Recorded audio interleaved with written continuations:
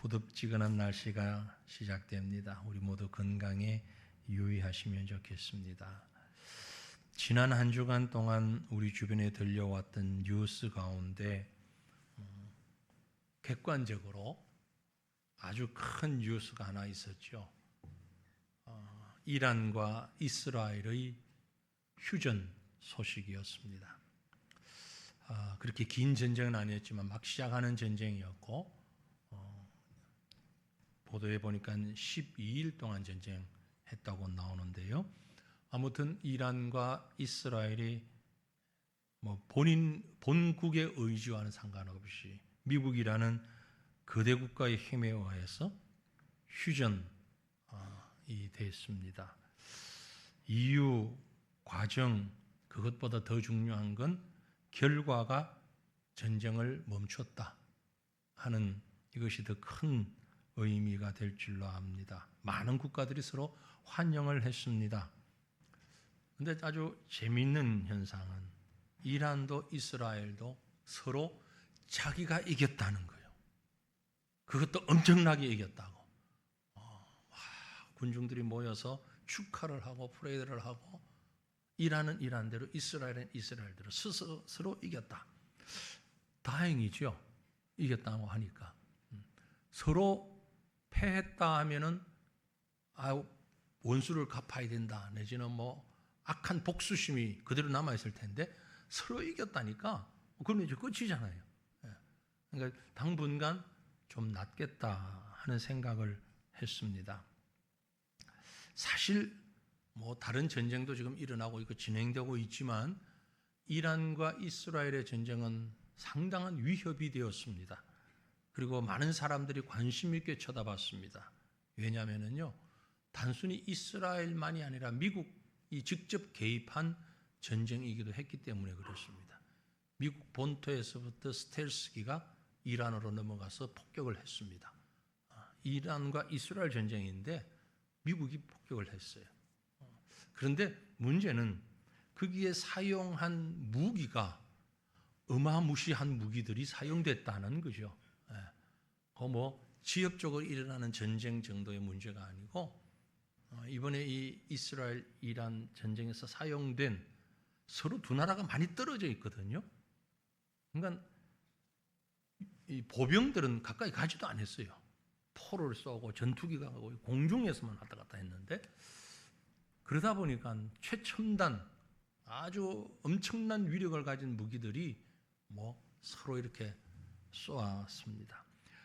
더 중요한 건 관심을 끄는 건 이란에 있는 핵시설 파괴했다 안 했다 이제 핵이 불능이다 아니다 서로 논쟁은 있지만 핵시설이 우리에게 상당히 관심이 되고 또 위태위태했던 겁니다. 현대에 있어서 이 핵은 정말 큰 문제거리 중에 하나죠. 이란 또 북한 그리고 여러 새로운 나라들의 핵 무장 많은 사람들이 관심을 가지고 반대도 하고 합니다. 그런데 참 이 모순적 갈등이라고 제가 보는데요. 이미 핵을 보유한 나라들이 있잖아요. 참 엄청난 힘을 가진 핵을 보유한 나라들이 있습니다. 그런데 새로 핵을 무장하려고 하면 절대 안 된다는 거예요. 절대 얘 우리는 괜찮은데 이 어른들이 가지고 노는 거야. 애들 가지고 놀면 안 돼. 마치 그러는 것처럼 이미 핵을 가진 나라들은 이제 더 이상 핵을 가지는 나라가 있으면 안 된다. 그리고 조금 가지려고 그러면 막 국제적으로 야단을 치는 것이요. 맞는 것 같으면서도 이상하게 찜찜한. 그래서 저는 모순적 갈등 그렇게 한번 표현을 해봅니다. 아무튼 핵 무기라고 하는 게 상당한 영향력을 가지고 있기 때문에 그렇지 않을까라는 생각을 해봅니다. 전쟁에 있어서는요, 무엇보다 중요한 것이 무기입니다. 어떤 무기로 무장을 했느냐 아주 중요하지요. 그래서 그 무기에 따라서 군사의 숫자와 상관없이 좋은 무기를 가진 곳이 승리할 때가 많이 있기 때문에 그렇습니다. 그런데 현실 세상의 전쟁도 이렇지만 또 하나의 전쟁인 영적 전쟁에 있어서도 다르지 않다는 것 여러분 알고 계십니까? 오늘 제가 읽은 본문 말씀 바로 앞부분 말씀을 지난 주일에 읽었습니다. 그래서 지금 연속적으로 전쟁이라는 주제를 가지고 말씀을 드리고 있는데, 지난주 말씀 기억하십니까?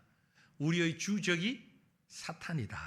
그리고 그 사탄이 어떤 모양으로 우리를 향해 공격해 오는가 하는 걸 말씀을 드렸죠. 그리고 이 사탄의 세력에 맞서 싸우기 위해서는 우리가 예수 안에서 그리스도와 연합될 때에 가능하다라는 것도 말씀을 드렸습니다. 예수 안에 거하는 것이 세상적인 전투에 비유해 본다면 정신무장, 그렇게도 볼 수 있겠지만, 그것과 아울러서 이 군대가 지녀야 할 무기의 무장, 이것 또한 너무너무 중요하다는 말씀을 제가 드렸습니다. 그래서 영적 전쟁에서 우리가 예수 안에서 어떤 무기로 장착해야 할 것인가, 우리 남자분들 가운데 군대 갔다 오신 분들은 조금 단어 자체도 이해가 쉬울 터이고, 여자분들도 군 복무하는 분들도 계시니까 군대와 전혀 상관없이 계셨던 분은 뭐 그런 얘기를 굳이 해야 되나라는 생각을 가질 수도 있습니다만은, 하지만 중요한 건 우리 모두가 사실은 군인입니다. 영적 군인입니다. 사탄 마귀와 싸우는 영적 군대로서 우리가 꼭 가져야 할 무장의 모습이 있기 때문에 지난주 이어서 또 이번 주까지 말씀을 드리는 것입니다. 성경은 우리가 영적 전투를 하기 위해서 가져야 할 무장을 한마디로 전신갑주, 이렇게 표현을 하고 있습니다. 온 몸을 다 감싸는 전신갑주다. 이게 뭐냐? 왜 전신갑주가 우리에게 또 생각되어지느냐? 오늘 읽었던 본문 말씀 13절 말씀을 보면, 그러므로 하나님의 전신갑주를 취하라. 이는 악한 날에 너희가 능히 대적하고 모든 일을 행한 후에 서기 위함이다 라고 말씀하고 있어요. 하나님의 전신갑주, 성도가 지녀야 할 마땅한 전신갑주, 하나님이 주시는 전신갑주가 우리에게 꼭 필요한데, 다른 말로 얘기하면 바른 신앙의 자세 혹은 영적 무장, 이렇게 표현할 수 있는데, 이 주제를 가지고 오늘 생각하면서 우리 모두가 이 악한 세상 가운데서 큰 믿음의 능력으로 무장되어지는 영적 군사 되기를 간절히 소망합니다. 두 가지로 나눠서 생각을 할게요. 먼저 왜 무장해야 되는가? 무장의 이유가 뭔가? 라는 거죠. 전신갑주가 왜 필요합니까? 전신갑주를 취하라라고 했는데 왜 이런 전신갑주가 우리에게 필요한가? 라는 얘기죠. 이유는요, 이 사탄의 공격이 우리가 생각하는 것보다 훨씬 더 구체적이고 교묘하게 우리 주변에, 내 주변에 가득해 있다라는 겁니다. 나 이제 공격한다, 나 사탄이야, 준비해, 이러고 공격하지 않는다는 거죠.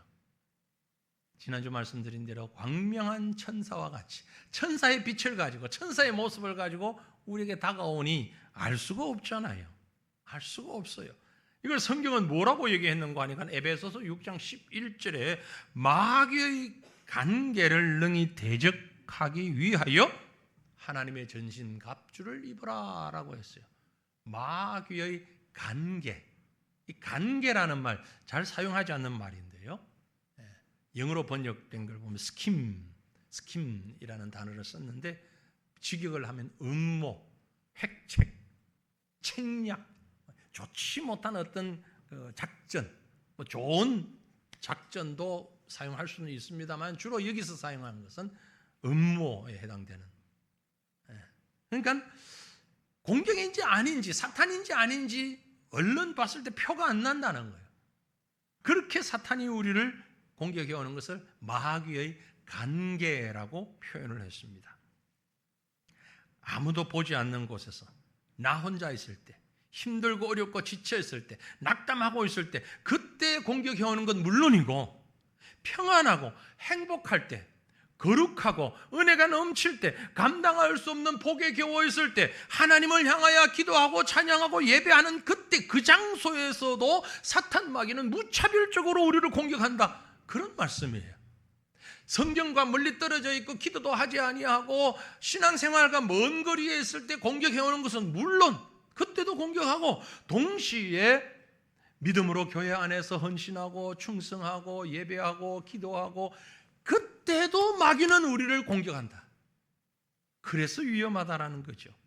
이게 사탄의 전략이고 그게 마귀의 간계라는 겁니다. 이런 사탄의 공격을 막아내기엔 내 힘만 가지고는 너무나 부족하고 한계가 있는 거예요. 아무리 선하게 살려고 해도 애를 써도 잘 안 되고 실패하는 것이 바로 우리 연약한 인생의 모습 아닙니까? 여러분, 그렇지 않아요? 머리로는 알면서도, 그리고 다른 사람을 향해서 입술로는 그렇게 하면 안 된다고 충고도 하고 가르치기도 하고 때로는 설교도 하고 때로는 비웃기도 하지만 실제 우리의 모습은 동일한 죄를 반복적으로 범하고 있는 것이 우리의 현실 아니던가요? 여러분, 우리가 범하는 잘못들, 죄악들 가운데 실제로 오늘은 내가 한 두어 가지 죄를 좀 지어봐야 되겠다, 이렇게 결심하고 죄 짓는 사람이 있으면 한번 손 들어봐요. 혹시 있습니까? 희귀한 분들이죠. 우리 중 대부분은, 아니요 전부는, 나 지금 죄 지어야지 결심하지 않아도, 계획하지 않아도 죄 짓는 건 너무나 자연스럽게, 너무나 아주 매끄럽게 죄 짓잖아요. 아닌 척하고 지금 그렇게 모르는 척하고 계셔도 하나님은 다 아십니다. 네, 그죠? 전혀 계획하지 않아요. 분명히 대부분은요, 분명히 아닌 줄 알면서 순간적 기쁨, 판단의 미스, 이런 걸로 인하여, 혹은 내가 깜빡하고 모르는 사이에 범하는 죄악들이 더 많잖아요. 말씀을 듣고 나갈 때에는 결심도 하고 스스로 다짐도 해보지만 결국 나도 모르는 사이에 또 넘어지고 또 넘어지고, 이게 우리 현실 아닙니까? 그래서 우리에게 전신갑주가 필요하다라는 것입니다. 우리가 이렇게 연약하고 죄악에 빠지고 사탄의 시험에 넘어지는 것은 나의 연약한 죄성, 내게 있는 죄악의 씨앗, 이것 때문이기도 하지만 동시에 또 하나 있는데, 이것은 나를 감싸고 있는 환경, 사회가 우리를 그렇게 몰고 가고 있는 거예요. 그죠? 우리가 듣는 것, 보는 것, 우리가 느끼는 것, 판단하는 것 중에 대다수가 오염되어 있어요. 죄악으로 오염되어 있단 말이죠. 우리가 먹는 공기, 물 다 오염되어 있는 것처럼 TV만 틀면 나오는 뉴스는 물론이고 거기서 나오는 드라마나 영화나 연예인들 무슨 프로그램, 이 모든 것 속에 이미 영적으로 오염된 것들이 너무나 많이 있어. 그래서 우리는 나도 모르는 사이에 그 오염된 가치관 가지고, 오염된 지식 가지고 살아가고 있는 거예요. 그래서 성경은 이걸 뭐라고 하느냐 하면, 오늘 우리가 읽었던 본문 말씀에 있습니다. 악한 날, 악한 때라고 그랬어요. 13절 말씀이에요. 그러므로 하나님의 전신갑주를 취하라. 이는 악한 날에, 그게 언제입니까? 지금이에요. 모든 게 오염되어 있는 지금이에요. 이 악한 날에 너희가 능히 대적하고 모든 일을 행한 후에 서기 위해서는 하나님의 전신갑주 아니면 안 된다라는 말씀이죠. 우리가 살아가는 이 시대, 가만히 있으면 죄 안 짓고 중간 갈 수 있느냐? 아닙니다. 아니에요. 마치 흐르는 시냇물 위에 있는 작은 배하고 같아가지고, 이 배가 가만히 있다고 생각하면 사실은 가만히 있는 게 아니고 뒤로 떠내려가고 있는 거죠. 그죠? 열심히 노를 저어서 앞으로 가는 것, 최선을 다할 때 겨우 그 자리에 머물 수 있는 것이고, 아니면 조금 앞으로 나가거나 조금 뒤로 물러가거나. 가만히 있으면 자연스럽게 뒤로 후퇴하는 것처럼, 우리는 죄악의 물결 가운데 있기 때문에 나는 죄 짓지 않고, 나는 뭐 나쁜 짓 하지 않고 가만히 있는다. 실상은 우리가 범죄하고 있는 거예요. 우리가 죄 속에서 살아가고 있는 거예요. 왜? 우리가 사는 이 시대가 악한 날이기 때문에. 그래서 저도 여러분도 우리 모두가 하나님의 전신갑주로 무장해야 되는 이유가 여기에 있다라는 것입니다. 사랑하는 성도들이요, 이 악한 세대에서 능히 승리하기 위해 하나님의 전신갑주로 무장하는 저와 여러분 되시기를 주님 이름으로 축원합니다. 한 분도 예외가 없기를 바랍니다. 그러면 이제 우리가 해야 하는 그 전신갑주의 내용이 뭐냐, 무장의 내용이 뭐냐를 한번 생각해 봅시다. 어떤 것이, 무엇이 전신갑주냐 알아야 할 것 아니에요. 뭐가 전신갑주의 구체적인 내용이 뭡니까?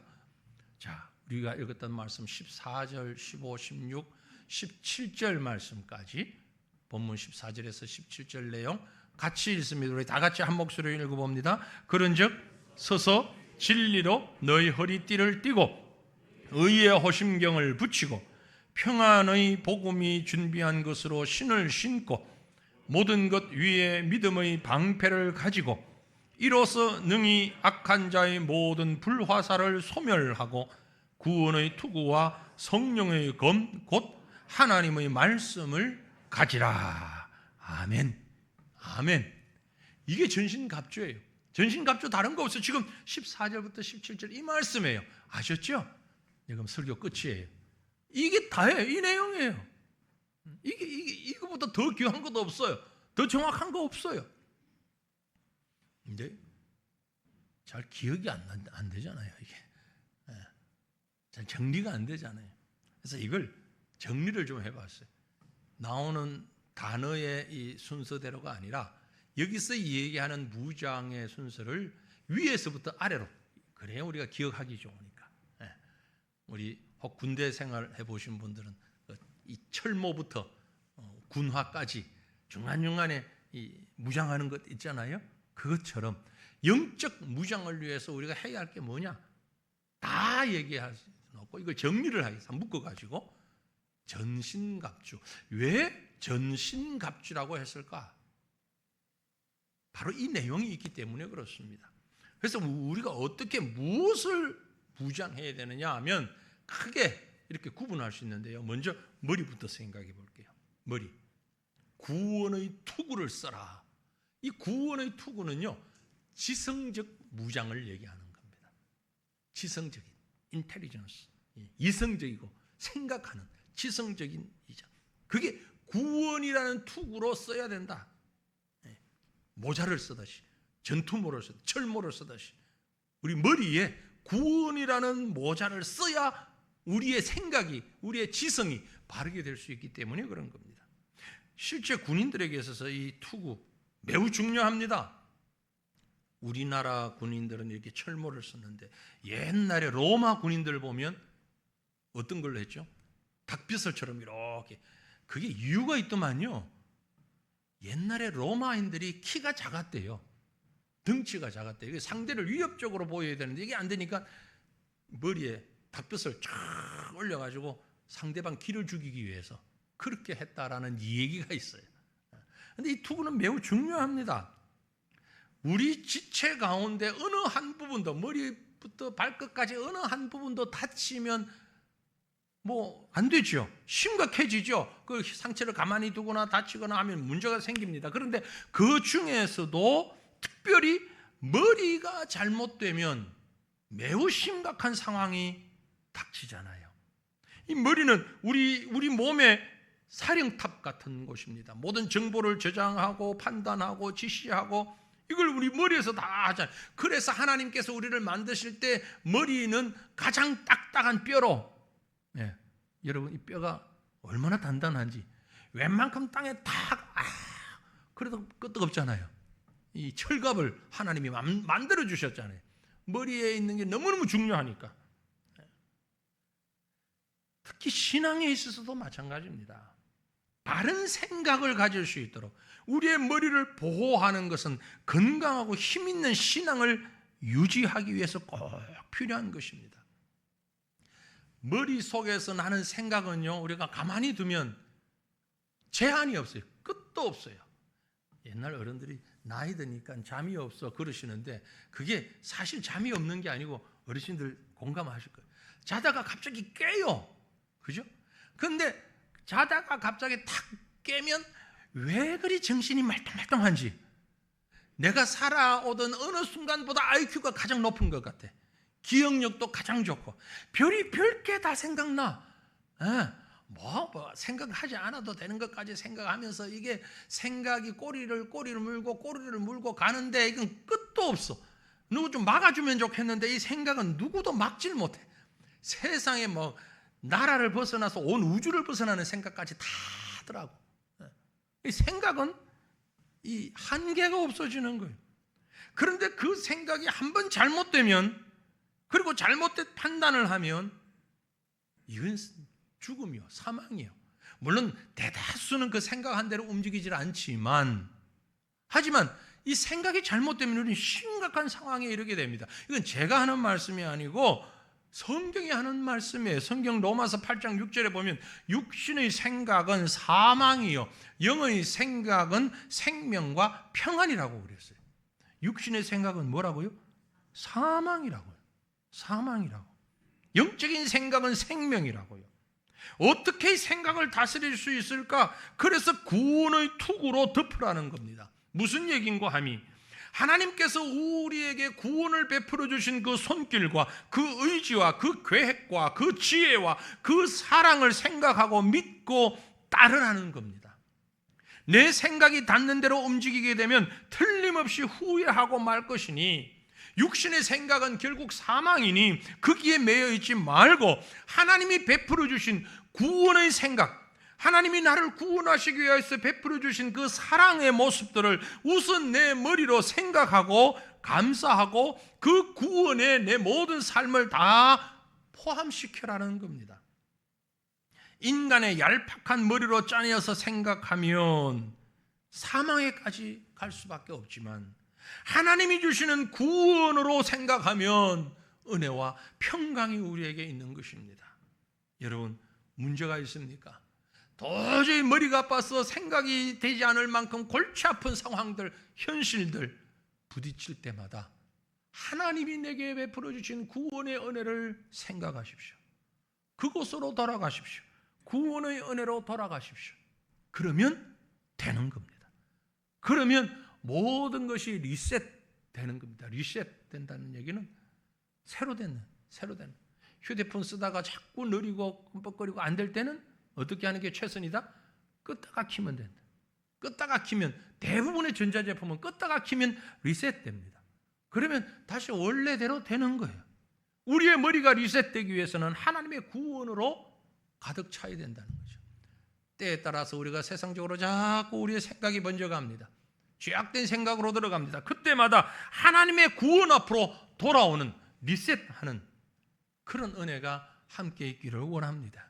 구원의 투구, 그리고 그 다음에 내려오면 가슴이죠.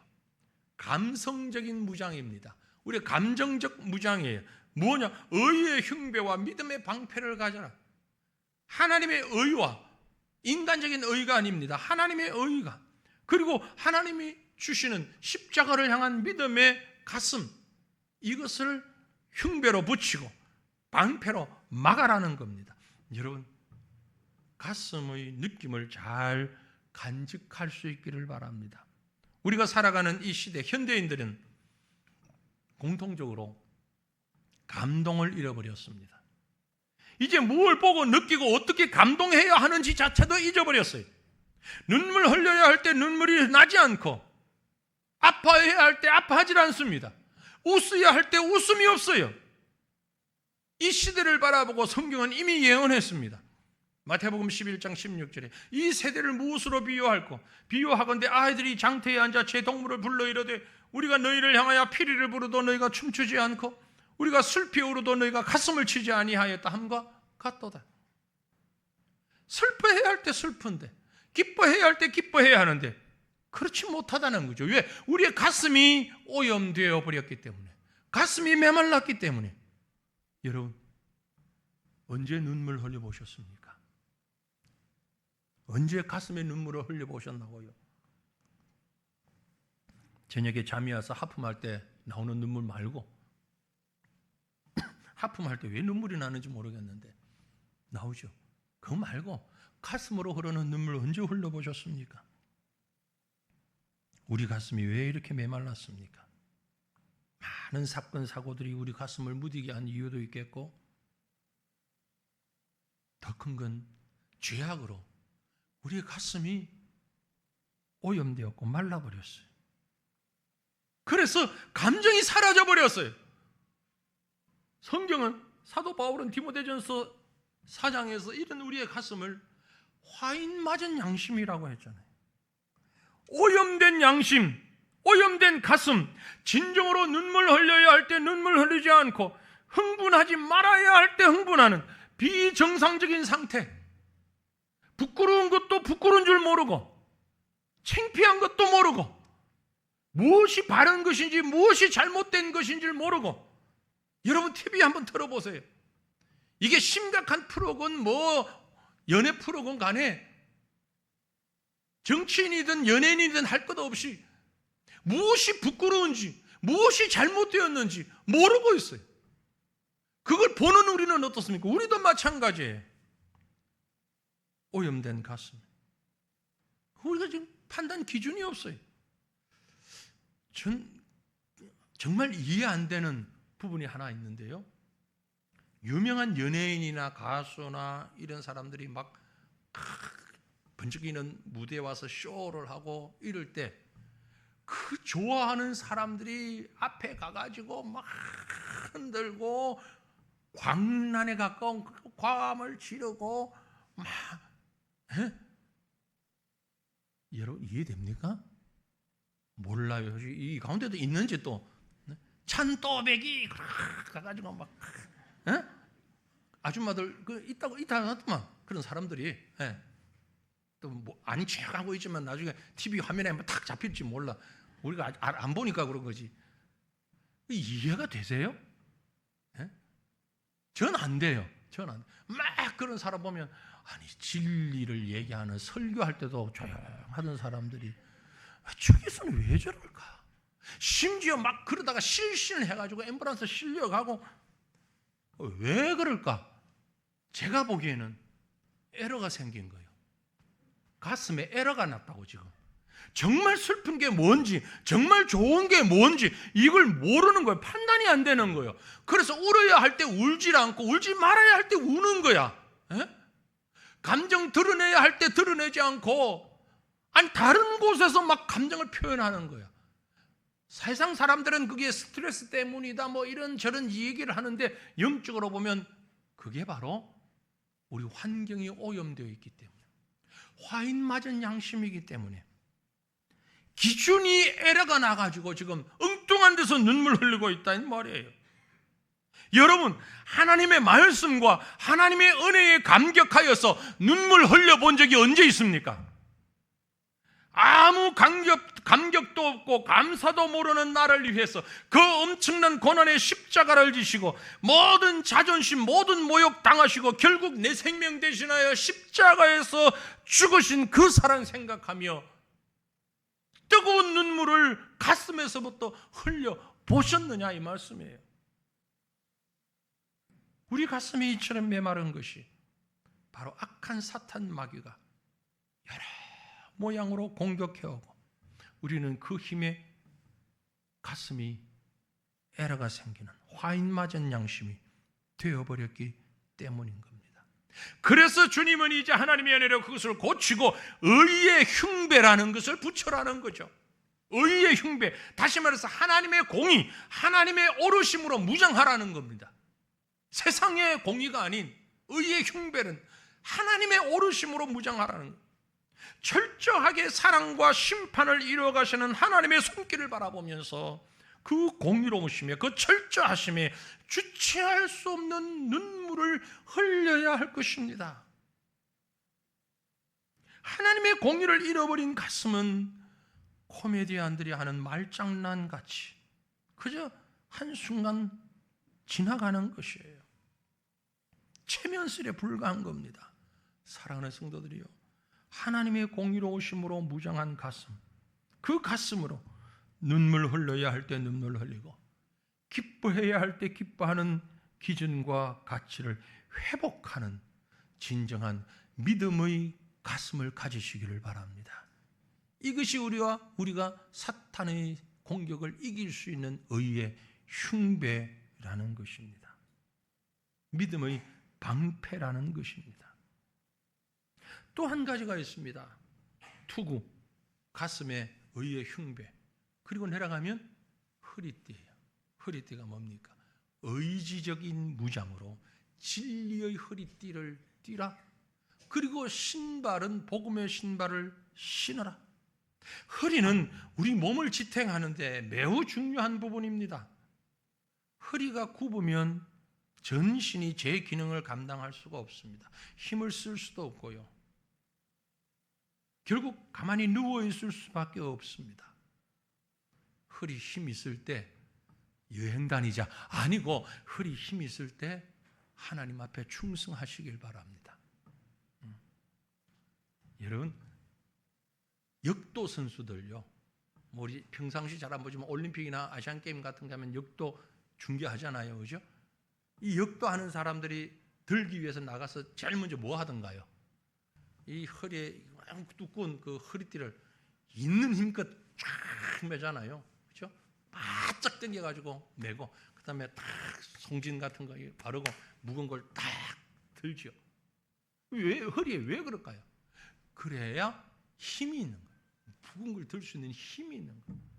우리가 소리를 낼 때도 혁띠를 뻘끗 매야 됩니다. 제가 어릴 때 웅변을 좀 했는데 웅변할 때도 그래. 이 허리띠를 뻘끗 매고, 예. 이 허리띠 얇은 것 말고요. 군부대 가면은 그 굵은 혁띠 있어요. 예. 그걸 탁 매고, 예. 그러면 아주 소리가 우렁차게 나오거든요. 지금 소리는 소리도 아니야 이게. 이 마이크 때문에 나오는 소리고, 정말 제대로 큰 소리는 이 혁띠를 딱 매고 한때 젊을 때 그렇게 했던. 허리띠는 우리를 힘있게 만듭니다. 육체적으로도 힘있게 만들고, 소리도 힘있게 만들고, 정신도 힘있게 만들고. 우리 몸을 움직이는데 가장 중요한 힘을 감당하는 부분, 허리. 그 허리를 진리로 무장하라요. 진리의 허리띠를 띠라. 왜냐하면 사탄은 거짓의 영이기 때문에 거짓을 이기는 건 진리밖에 없습니다. 진리는 성도의 삶을 조화롭게 조정해가는 최고의 무기인 것입니다. 거짓을 이길 수 있는 진리, 선한 양심과 진리로 허리띠를 띠고 가는 자만이 사탄을 이길 수 있습니다. 요한복음 8장에 말씀하시기를 진리를 알지니 진리가 너희를 자유롭게 할 것이라고 했어요. 참 자유와 참 승리는 진리로 인한 것입니다. 진리로 허리를 동이고 그 진리로부터 힘을 내는 성도, 그 진리가 뭡니까? 하나님의 말씀이에요. 하나님이에요. 머리끝부터 발끝까지 하나님으로 무장하면, 하나님의 말씀으로 무장하면 힘있게 되어 있어요. 그 말씀의 진리로 허리띠를 띠고 그 다음에 복음의 신발을 신으라.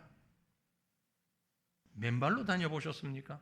뭐 잠깐 동안 운동을 위해서만 할 수 있겠지만 계속 맨발로 살 수는 없어요. 신발 신어야 합니다.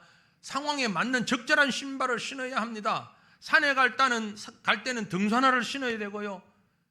위험한 작업을 할 때는 작업화를 신어야 하고요. 운동을 할 때에도 운동화를 신는데 운동의 종류에 따라서 또 운동화가 달라요. 바닷가에 가서는 또 바닷가에서 신는 슬리퍼를 신어야 합니다. 그래야 다치지 않아요. 성도가 이 세상에서 신어야 하는 신이 있는데 그 신이 바로 복음이라는 신발입니다. 성도가 가는 곳마다 복음으로 달려가야 한다는 거죠. 내가 가는 곳마다 복음의 신발을 신고 뛰어야 한다는 겁니다. 가만히 앉아있는 것만이 능수가 아닙니다. 영적으로 무장한 사람은 언제든지 적극적으로 움직이는 삶을 살아야 하는데 복음의 신발을 신고 움직이고 뛰어야 되는 겁니다. 출애굽하기 직전 이스라엘 백성들에게 하나님은 모세를 통해서 명령하셨어요. 출애굽기 12장 11절에 너희는 그것을 이렇게 먹을지니 허리에 띠를 띠고 발에 신을 신고 손에 지팡이를 잡고 급히 먹으라. 이것이 여호와의 유월절이라. 허리에 띠 띠고 발에 신 신고 손에 지팡이 잡고 먹으라.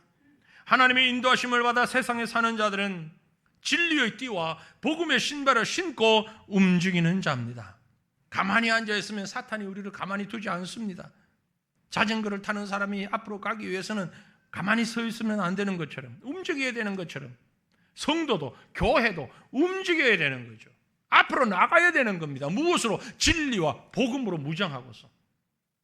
이것이 우리가 신어야 할 복음의 신발, 진리의 허리띠인 겁니다. 교회도 성도도 가만히 있으면 연약함에 빠져버릴 수밖에 없습니다. 복음으로 진리로 세상을 향해 나아갈 때에 진정한 평화를 만들 수 있는 것입니다. 이렇게 진리의 허리띠와 복음의 신발로 무장한 자의 손에는 칼이 들려집니다. 성령의 검이죠. 유일한 공격 무기입니다. 전신 갑주의 무장의 유일한 공격력 장비, 그건 바로 이 하나님의 말씀이에요. 히브리서 4장 12절에 이 말씀의 위력에 대해서 말씀합니다. 하나님의 말씀은 살아있고 활력이 있어 좌우의 날선 어떤 검보다도 예리하여 혼과 영과 및 관절과 골수를 찔러 쪼개는 능력이 있는, 마음의 생각과 뜻을 판단하는 힘이 있는, 이게 하나님의 말씀이에요. 이 말씀의 검이 우리 손에 잡혀질 때에 우리는 악한 사탄 마귀의 공격에서 자신을 보호하고 능히 승리할 수 있는 것입니다. 악한 세상을, 악한 나를 살아가는 사랑하는 성도들이여, 우리는 영적 군대입니다. 영적 전투 가운데 있습니다. 내 힘이 아닌, 내 능력이 아닌 하나님의 전신 갑주를 입고서 하나님의 능력으로, 하나님의 권능으로 악한 사탄 마귀로부터 방어하고 잘 막아서서 승리하는 믿음의 군사, 그렇게 살아가는 저와 여러분 되시기를 주님의 이름으로 축원합니다. 우리 함께 찬양하고 기도하기를 원합니다. 지난주와 똑같은 찬양입니다. 예수의 이름으로 나는 일어서리라. 주님이 주신 능력으로 나는 일어서리라. 원수가 사탄 마귀가 나를 향해 와도 쓰러지지 아니하고 주님 주신 능력으로 일어서리라. 우리 고백하며 찬양하고 기도하기를 원합니다. 예수의 이름으로 나는 일어서리라. 주가 주신 능력으로 나는 일어서리라. 원수가 날 향해 와도 쓰러지지 않으리. 주가 주신 능력으로, 주가 주신 능력으로, 주가 주신 능력으로 예수의 이름으로 나는 일어서리라. 예수의 이름으로 나는 일어서리라. 주가 주신 능력으로 나는 일어서리라. 원수가 날 향해 와도 쓰러지지 않으리.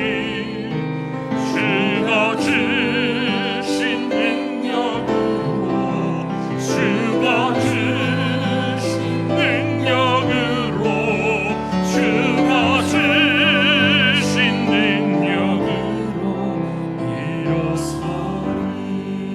주가 주신 능력으로, 주가 주신 능력으로, 주가 주신 능력으로 일어서리.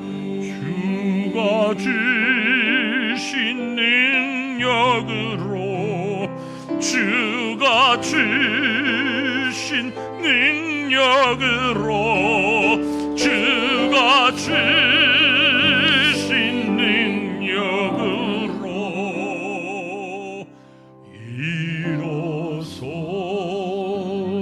우리 다 같이 간절한 마음으로 기도했으면 좋겠습니다. 하나님, 하나님의 전신갑주로 무장하여서 주님이 주신 그 능력으로 이 악한 날에 악한 사탄의 세력을 능히 이기며 믿음으로 승리하는 하나님의 군대로, 하나님의 백성으로, 하나님의 자녀로 살아가게 하옵소서.